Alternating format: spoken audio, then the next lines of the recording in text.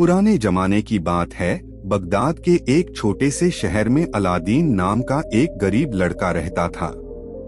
Aladdin बहुत चंचल और नटखट था, लेकिन उसकी सबसे बड़ी खासियत ये थी कि वह दिल का बहुत अच्छा था।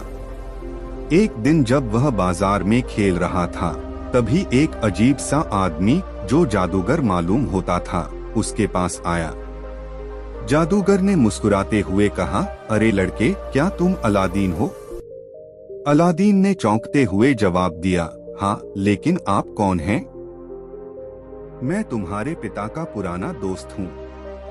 मैं तुम्हारी मदद करना चाहता हूँ, जादूगर ने चालाकी से कहा। अलादीन को उसकी बातों पर थोड़ा शक हुआ, लेकिन उसने सोचा, अगर ये सच में पिताजी के दोस्त हैं तो बुरा क्या है।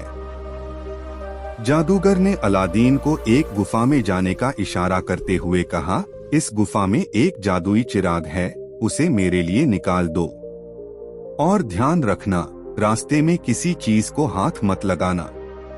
अलादीन ने डरते हुए पूछा, और अगर मैंने कुछ छू लिया तो क्या होगा? जादूगर ने गंभीरता से कहा, तुम हमेशा के लिए उसी गुफा में फंस जाओगे। अलादीन को गुफा में जाते हुए बहुत डर लग रहा था। उसकी धड़कनें तेज हो गईं, लेकिन उसके दिल में जिज्ञासा भी थी, आखिर इस चिराग में ऐसा क्या खास है। वह धीरे धीरे गुफा के अंदर बढ़ा। चारों तरफ सोने और हीरे जवाहरात से सजी दीवारें चमक रही थीं। अलादीन ने गहरी सांस ली और चिराग की तलाश शुरू की।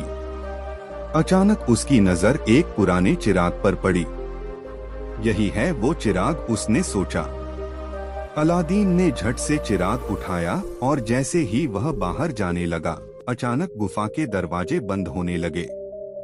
वह जोर से चिल्लाया, मुझे बचाओ, लेकिन जादूगर ने उसकी आवाज को नजरअंदाज कर दिया और उसे वहीं छोड़कर भाग गया। तुमने धोखा दिया मुझे, अलादीन ने गुस्से में चिराग को जोर से रगड़ा। तभी अचानक धुएं के साथ एक विशाल जिन्न प्रकट हुआ। जिन्न ने गर्जना करते हुए कहा, क्या हुक्म है मेरे आका?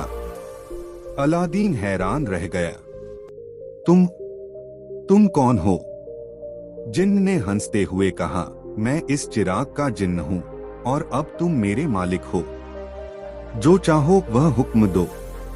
अलादीन की आंखें चमक उठीं। क्या तुम मुझे इस गुफा से बाहर निकाल सकते हो? बिल्कुल, जिन्न ने कहा और पलक झपकते ही अलादीन गुफा के बाहर था।